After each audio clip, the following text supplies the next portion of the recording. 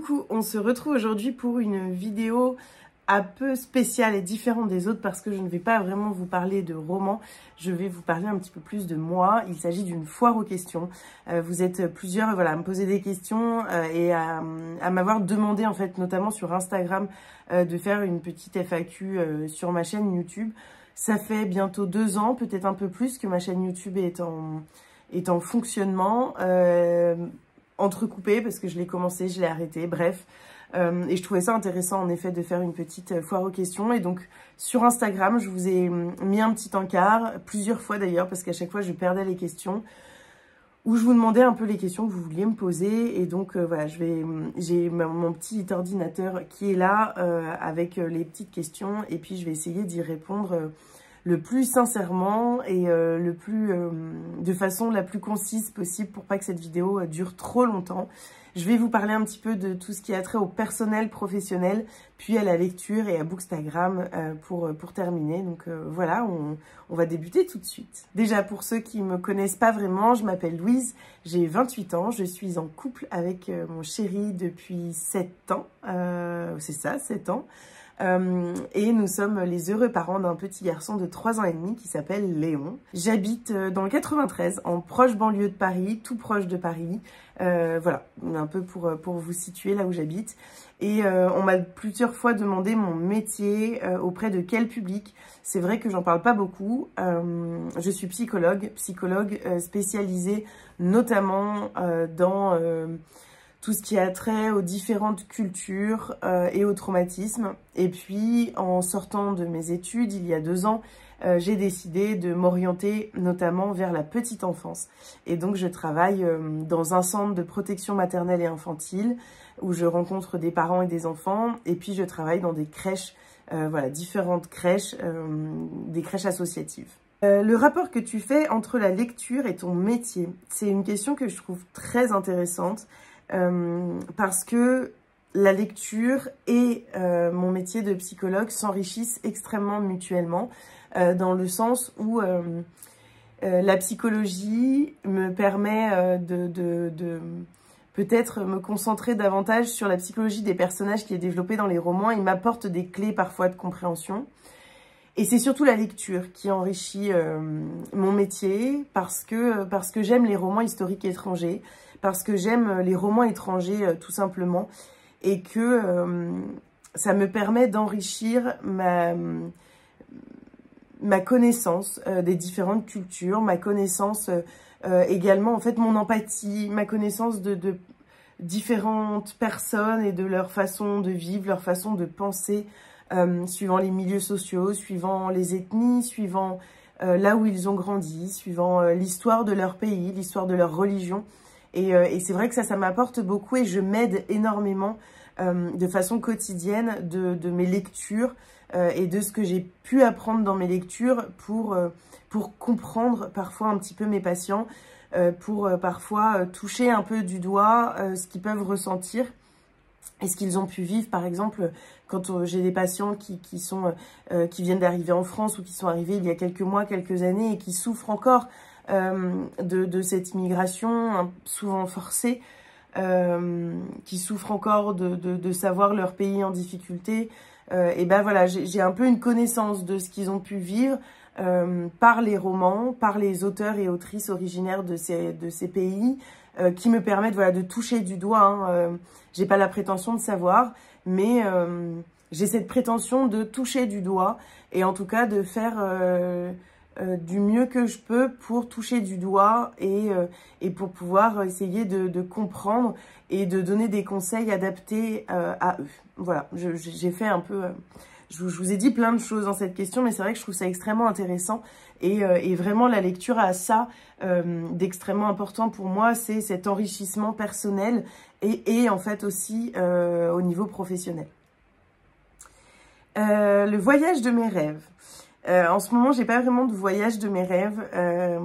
Je crois que le voyage qu'on aimerait vraiment faire avec mon conjoint, ce serait de partir 3 semaines, 1 mois en voiture et de faire un tour de l'Espagne. Voilà, faire un peu un road trip, même sud de la France, Espagne. Voilà, on a envie, je pense, de s'évader un petit peu tous les deux avec notre fils. Et je pense que c'est un des voyages qu'on a en tête tous les deux et qu'on va réaliser dans les années à venir. Mes hobbies autres que la lecture. Alors, j'ai pas beaucoup de temps, mais j'aime beaucoup faire du cheval, être à leur contact. J'en faisais énormément quand j'étais jeune et puis voilà, le prix à Paris fait que je ne pouvais pas en faire. Et puis petit à petit, je suis moins partie chez ma grand-mère et donc j'ai moins fait de cheval. Mais c'est vrai que c'est quelque chose que j'aime beaucoup. C'est vraiment un animal que j'aime beaucoup et j'aime énormément faire du cheval. J'aime également voyager, même si ça fait quelques années que je voyage moins parce que bah voilà, on est devenus parents et qu'avec le Covid, financièrement, c'était un petit peu plus compliqué. Mais j'aime beaucoup voyager, j'aime beaucoup sortir avec mes amis. Et puis récemment, depuis 10 jours, j'aime faire de la broderie. Donc voilà, ça va peut-être devenir un de mes hobbies principaux. En tout cas, pour l'instant, j'aime beaucoup. Depuis 10 jours, je passe mes soirées à ça. Donc je peux mettre la broderie dans cette question. On va clôturer là pour les questions un petit peu personnelles, professionnelles, parce que j'avais pas envie de m'attarder forcément là-dessus. Je pense que cette foire aux questions, elle concerne surtout mes lectures et Bookstagram, YouTube, etc. Donc voilà, on va passer à cette deuxième partie qui, je pense, va être beaucoup plus intéressante pour vous. Depuis quand lis-tu ? Alors, je lis depuis toute petite. Ma mère me lisait beaucoup d'histoires et tellement qu'il y a plein d'histoires avant même de savoir lire que je pouvais relire toute seule à voix haute parce que je me souvenais exactement de ce que ma mère nous racontait. Puis j'ai continué et ma mère a instauré un rendez-vous hebdomadaire. Donc tous les mercredis, nous allions dans une petite maison de presse à côté de notre village et on avait le droit d'acheter un livre. Et c'était la moindre des choses parce que moi, les livres, ils me tenaient très peu de temps. Hein, donc, il fallait très régulièrement alimenter. Et donc, elle nous emmenait dans cet endroit. Et c'était un rendez-vous qui me faisait vraiment du bien. Et je prenais du temps à choisir le livre que je voulais acheter, à choisir l'univers que j'avais envie de découvrir. À cette époque-là, je lisais beaucoup de romans fantastiques, de romans de science-fiction. Enfin, en fait, j'étais très ouverte à tous les genres et je lisais ce qui me faisait envie sur le moment. Alors, il y avait les livres Grand Galop, il y avait les chairs de poule, mais voilà, il y avait aussi plein de livres un peu de science-fiction et fantastique. Et ça, je l'ai gardé jusqu'à assez tard, je pense jusqu'à 14-15 ans. Je lisais beaucoup cette littérature. Et puis, j'ai eu toute une phase entre 16 ans et 21 ans, 22 ans, où je lisais beaucoup moins. Alors, je lisais, notamment pendant les vacances. J'ai lu, par exemple, pendant cette période-là, un livre une saga qui m'a marqué, c'est Les Fourmis de Bernard Weber. J'ai lu d'autres livres comme Les 50 nuances de Grey que je me souviens, j'avais acheté à la gare de Lyon en partant en vacances dans un relais. Et puis voilà, il y a d'autres livres comme ça que j'ai découverts à cette période-là, mais c'est vrai que je lisais beaucoup moins. J'avais moins le temps, j'étais étudiante, je sortais beaucoup et donc ouais, j'avais moins le temps de lire et puis moins l'envie. Et puis j'ai repris la lecture, j'avais à peu près 22 ans, j'étais en fac de psycho. J'étais donc avec mon conjoint, on venait d'emménager dans notre petit appartement et en fait, il y avait une librairie dans ma fac. Une librairie de psycho, mais avec des romans et notamment des romans de Irving Yalom.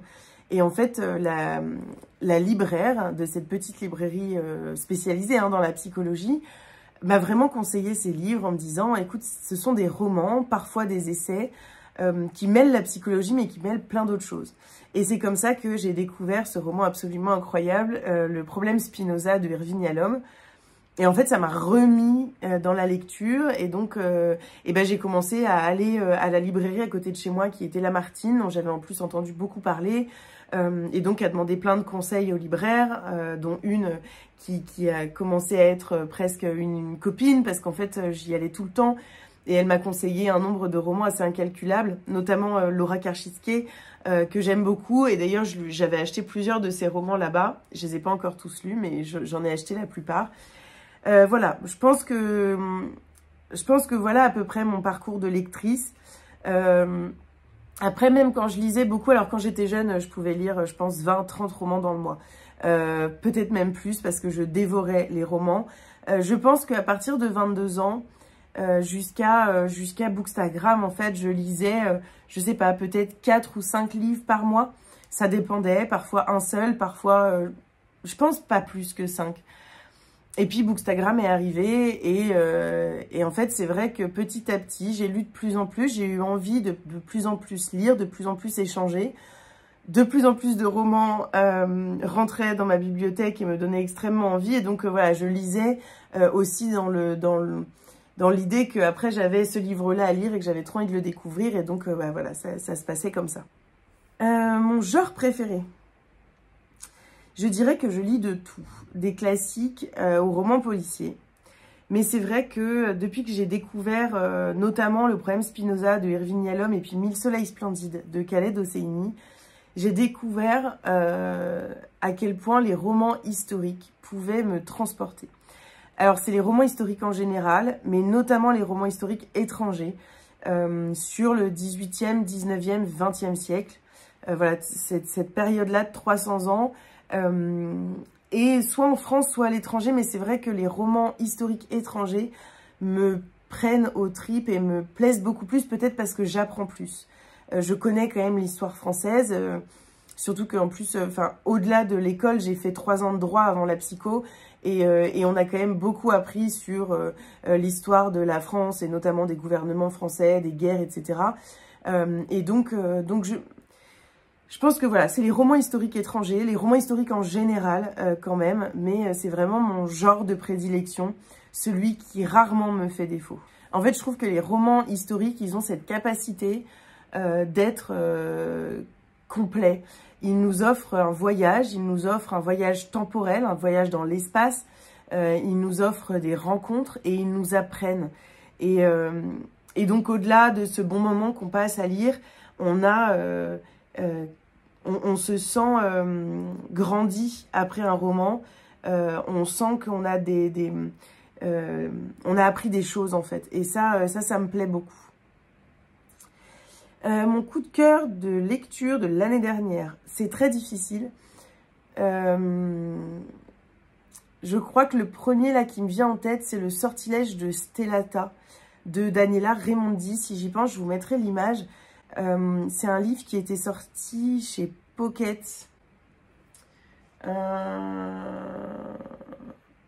Oui, c'est un livre qui était sorti chez Pocket l'année dernière. Je l'ai lu au mois de juin ou de juillet.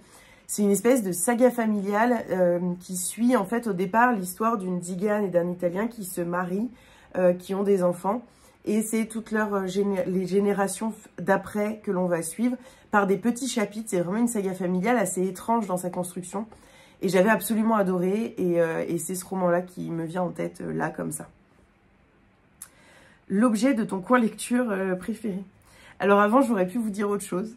Mais je crois que depuis Noël dernier, c'est ce fauteuil. J'arrive pas à descendre mon... C'est ce fauteuil. Ce fauteuil qui a été un très très beau cadeau de mes parents pour Noël et qui est un fauteuil de lecture absolument génial. Je me mets comme ça, j'ai parfois les pieds un petit peu sur le côté et voilà, c'est un petit peu l'objet fétiche de mon coin lecture, celui auquel il ne faut pas toucher. La dernière lecture qui m'a fait pleurer. Qu'est-ce que j'ai lu dernièrement qui m'a fait pleurer? Alors bien sûr, je dirais La sage-femme d'Auschwitz. C'est Anna Stuart, c'est publié aux éditions City et c'est un livre qui forcément, voilà, m'a énormément touchée sur cette question de la maternité, ce plus beau métier du monde qui est d'être sage-femme, selon moi, dans cette horreur qu'est la Seconde Guerre mondiale, les ghettos en Pologne et puis les camps de concentration. C'est vraiment un livre extrêmement dur et qui m'a fait beaucoup pleurer à certains moments. L'auteur, autrice que tu recommandes à tout le monde. C'est Lisa qui m'a posé la question et ça ne m'étonne pas, mais je pense que la réponse ne va pas l'étonner non plus.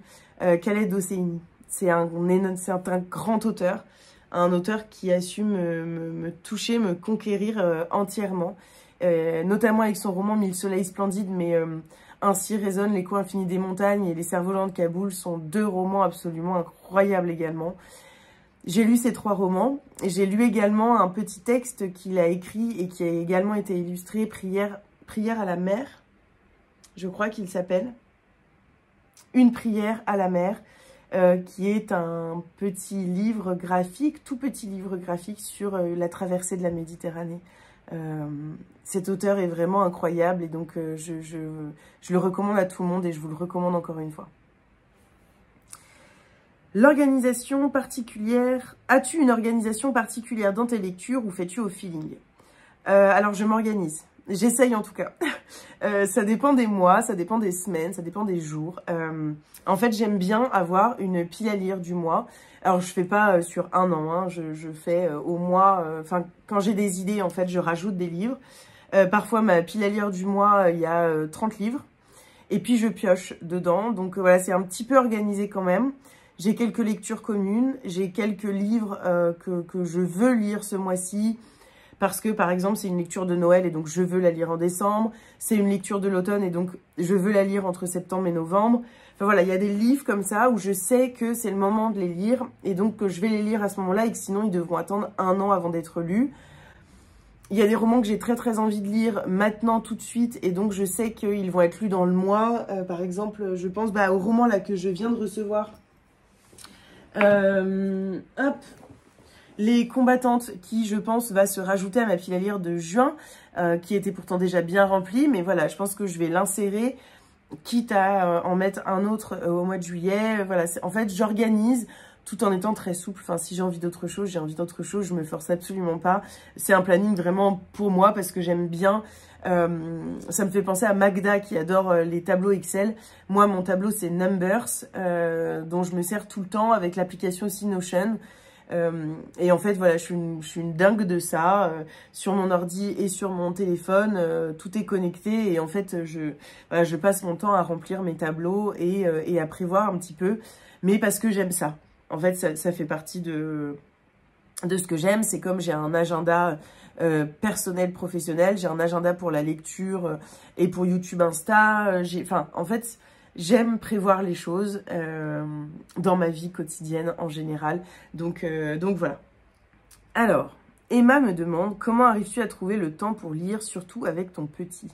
C'est une question qui revient pas quotidiennement, mais de façon hebdomadaire, mensuelle. J'ai au moins 2-3 personnes qui m'en parlent, qui me demandent. Je voulais faire une vidéo spéciale, mais je vais y répondre un petit peu ici parce que voilà, je vais vous en dire quelques mots.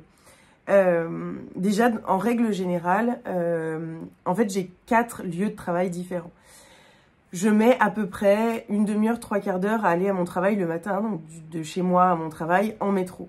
Et je lis dans le métro. Donc déjà, on a on va dire une demi-heure de lecture le matin, une demi-heure de lecture le soir. Et puis 3 jours par semaine, j'ai une demi-heure de lecture aussi le midi. Parce que je vais d'un travail à l'autre. Et donc, dans la journée, j'ai entre 1 heure, voire 1h30 de lecture dans les transports.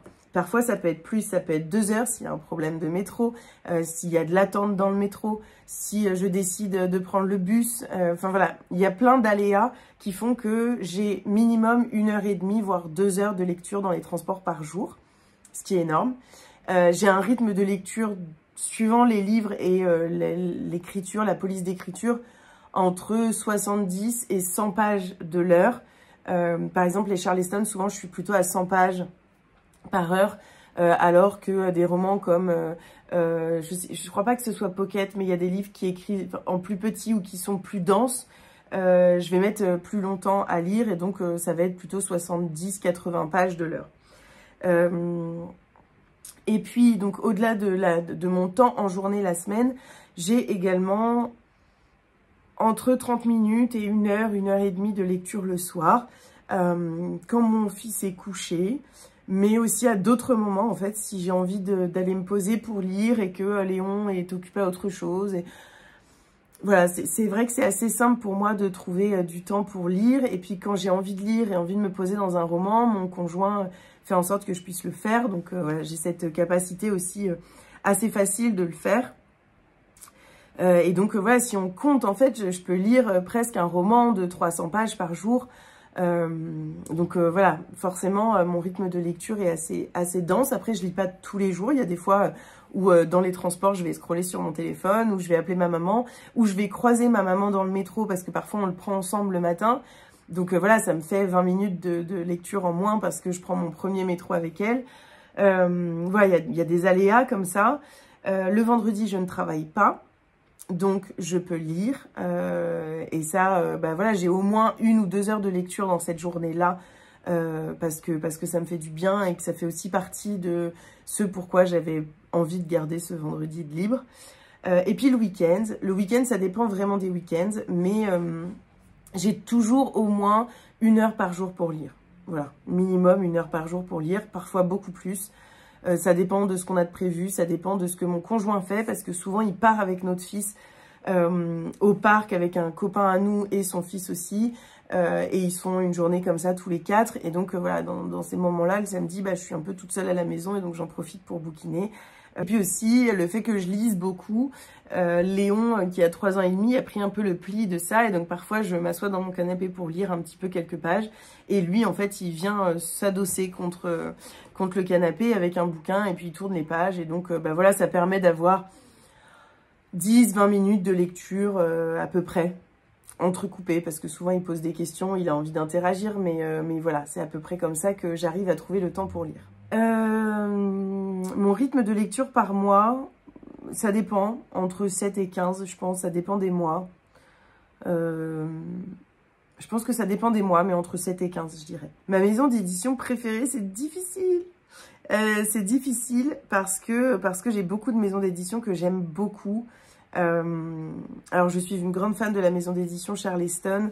Voilà, c'est une maison d'édition que j'aime beaucoup, notamment pour ses romans historiques étrangers, La place de la femme. Voilà, c'est vraiment des livres qui me correspondent en fait à 100%. J'aime beaucoup Hauteville. Hauteville, en fait, c'est un peu leur petit et leur grand format, c'est un peu comme Charleston. Ce sont des romans historiques, souvent romans historiques étrangers, qui laissent une grande place aux femmes. Et donc, je pense qu'en fait, Hauteville et Charleston, je pourrais les mettre ensemble. Parce que c'est vraiment les 2 maisons d'édition où leur catalogue me parle vraiment énormément et de façon un peu complète. Voilà. J'aime beaucoup la maison d'édition Le Cherche Midi, même s'ils ont un catalogue beaucoup plus éclectique. Et donc, j'aime certains de leurs romans. Il y en a d'autres que je n'ai pas découvert et que j'ai pas tellement envie de découvrir. Mais j'adore cette maison d'édition et leur travail éditorial. J'aime beaucoup J.C. Lattès. J'aime beaucoup J.C. Lattès. En fait, il y a plein de maisons d'édition que j'aime bien. J'adore Albin Michel, j'adore le Tripode. J'aime beaucoup l'Iconoclaste. L'Iconoclaste, c'est vraiment une maison d'édition que j'adore.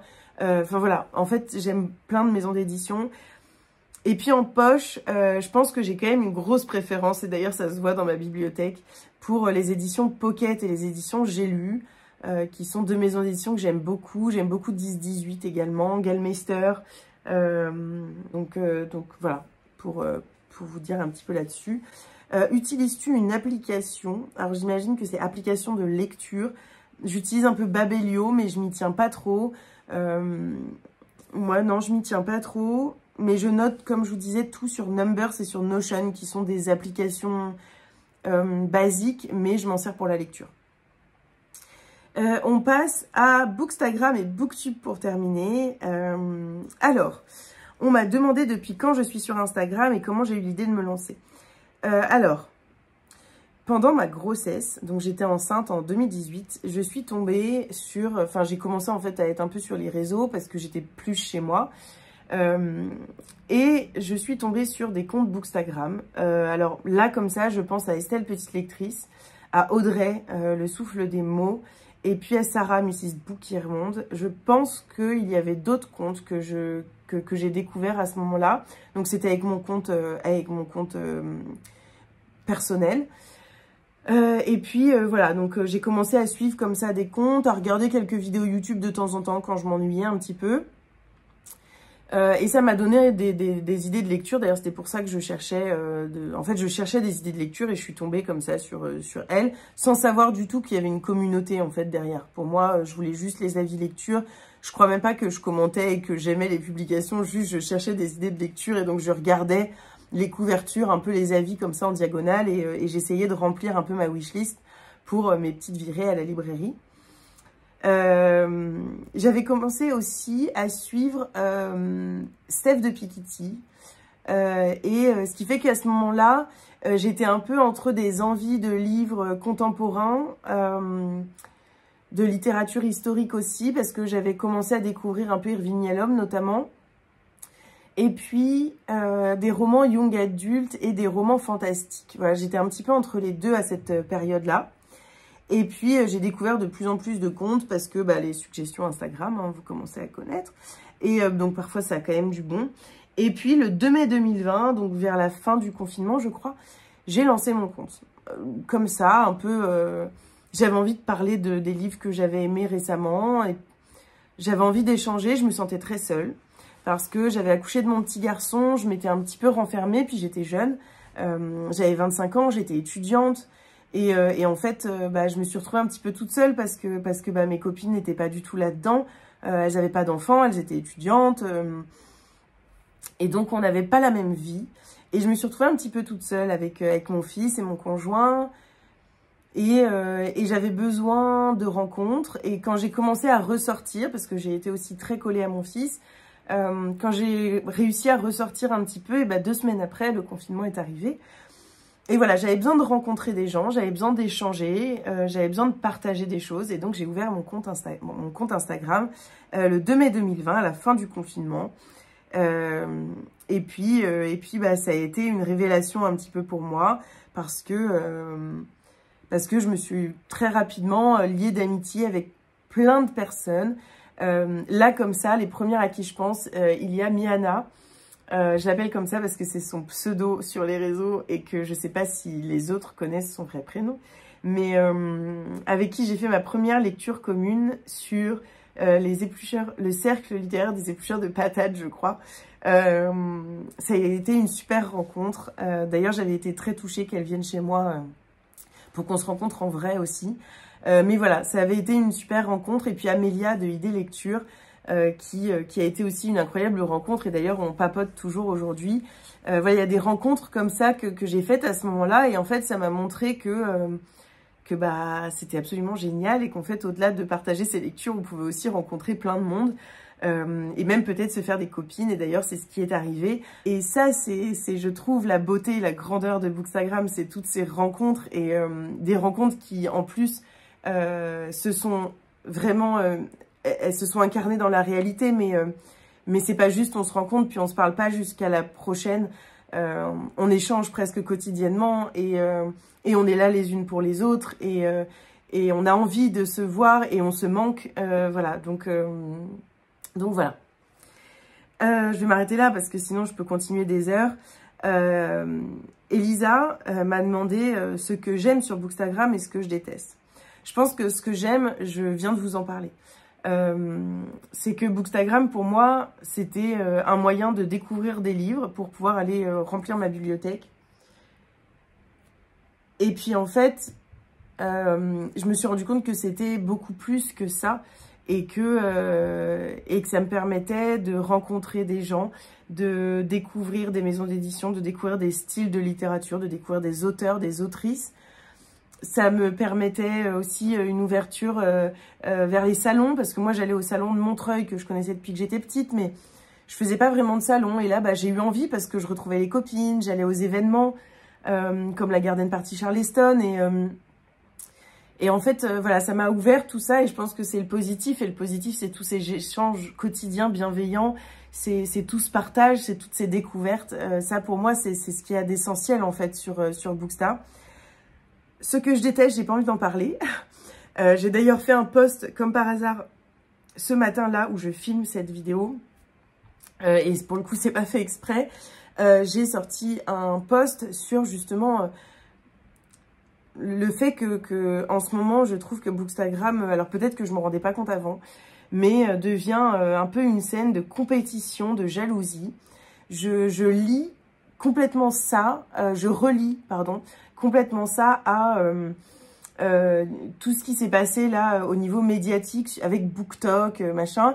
Et donc en fait, il y a eu un peu plein d'arrivées de gens qui sont venus sur les réseaux et pas seulement sur BookTok. Je pense que ceux qui sont venus sur BookTok sont aussi venus sur Bookstagram pour gagner en notoriété, avoir le plus d'abonnés, recevoir des services presse, etc.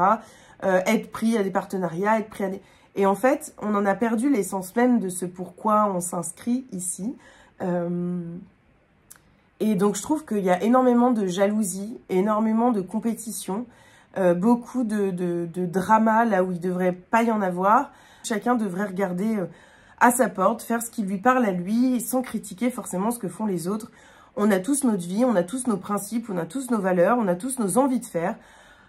On est tous différents et en fait, si un contenu ne vous plaît pas, si une personnalité ne vous plaît pas, et ben vous vous désabonnez tout simplement et vous faites pas attention. Voilà. Et donc voilà, c'est ça que j'aime pas en ce moment sur Bookstagram, c'est la compétition, la jalousie, les dramas pour rien.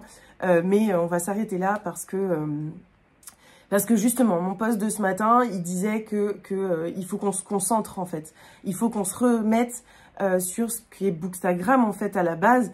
C'est un réseau social d'échange, de partage, une communauté qui est quand même sincèrement une communauté différente des autres sur Instagram.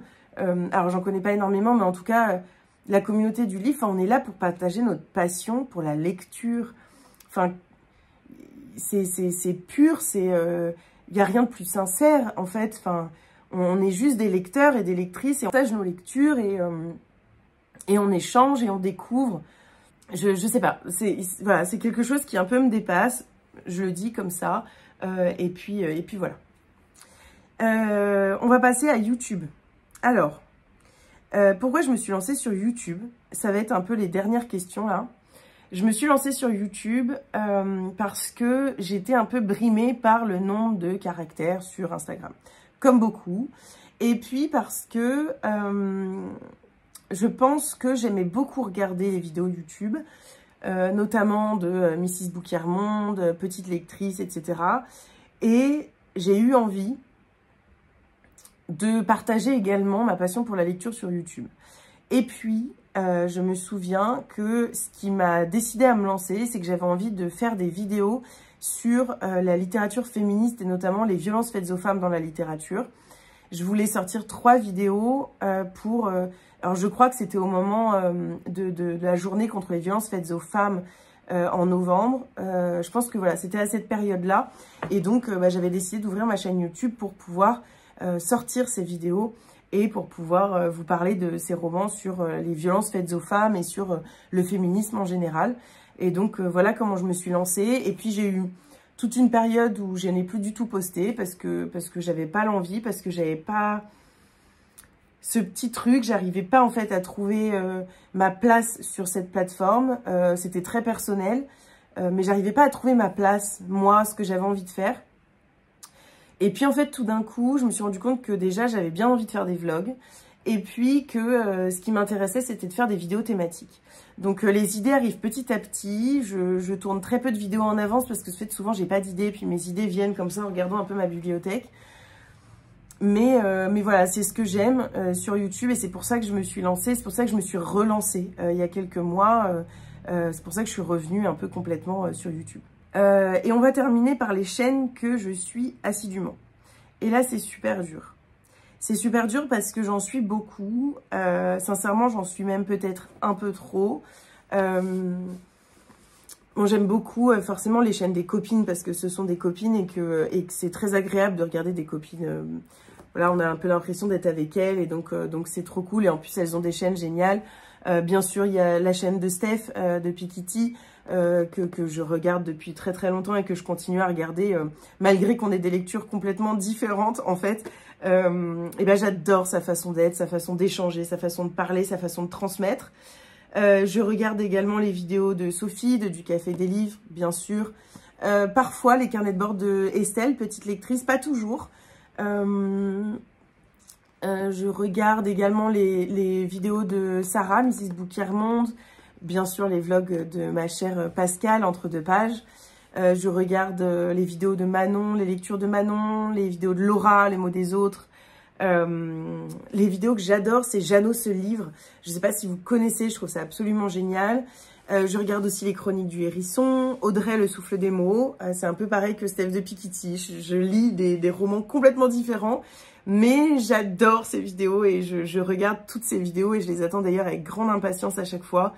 Et je regarde les vidéos de Laura, bien sûr, de NJ, de Madame Chachali, Laura et Angie, c'est des vidéos que je regarde dès qu'elles sortent, souvent. Voilà, en fait, il y a plein de chaînes que je suis. Et en fait, maintenant, voilà, j'ai trop peur d'en oublier parce qu'en fait, j'en regarde beaucoup. Si ça vous intéresse, n'hésitez pas à me mettre un petit mot dans les commentaires. Et comme ça, je ferai une vidéo dédiée où je vous partagerai vraiment les liens des copines et je vous mettrai un peu, enfin voilà, la photo de leur contenu et je vous en parlerai un peu plus en profondeur. Peut-être que vous recherchez d'autres chaînes à suivre et donc ça peut peut-être vous intéresser. Voilà, n'hésitez pas à me dire. C'est une vidéo que je ferai que si vous me demandez parce que c'est assez long et fastidieux, je pense, à faire et que j'ai peur d'oublier à chaque fois des gens. En fait, il y a tellement de chaînes que je regarde que c'est compliqué de toutes les citer. Mais voilà, en tout cas, les principales, je pense. Voilà. J'espère que cette petite foire aux questions vous aura plu. Moi, c'est un exercice un peu difficile pour moi. J'espère que je suis pas trop partie dans tous les sens sur certaines questions. Je vois que j'ai un rush de 55 minutes, donc voilà, je vais devoir un peu diminuer ça. En tout cas, j'espère que ça vous aura plu, que vous en aurez appris peut-être un peu plus sur moi, sur ma chaîne, sur mes aspirations, sur voilà. Et puis moi, je vous fais des bisous et puis je vous retrouve très rapidement dans des nouvelles vidéos.